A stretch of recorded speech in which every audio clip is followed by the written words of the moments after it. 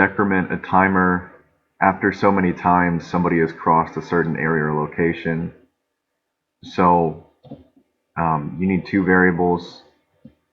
Uh, you need a set of your second variable, your second time variable, and then your regular time variable that's going to be set.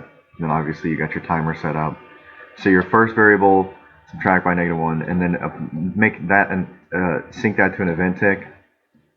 And this you don't need this really.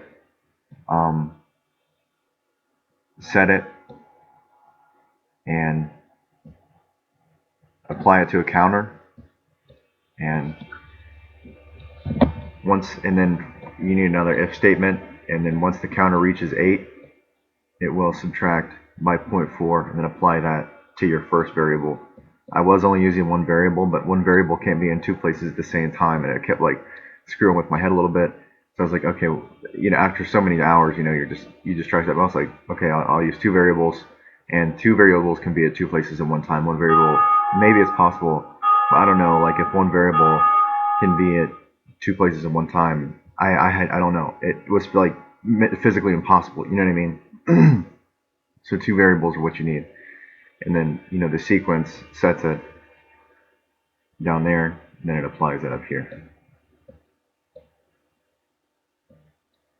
So one dictates the timer, one dictates the subtraction time, like that says. And then what sets it originally is like a back button, or an Android back button sets the first variable's time at the start. And then you apply that to a timer so it can count down to 0. And then once it's equal to 0, it only worked on nearly equal. If it was equal to 0, it wasn't working. But if it's nearly equal to 0 with an error tolerance of 0.001, then it worked and it counted it. If it was equal to 0, it did not work. So it has to be nearly equal. And then with a light error tolerance.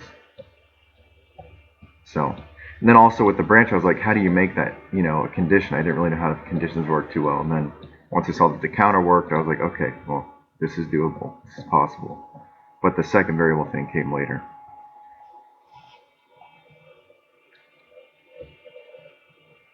So that's how you decrement the time based on that.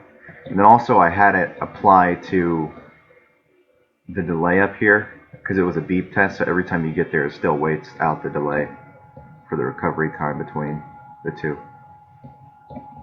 So I applied that variable. That has to be the first variable, because the second variable is not, I don't know, for some reason only the first one worked. There was a reason for that. Let me see if I put it in.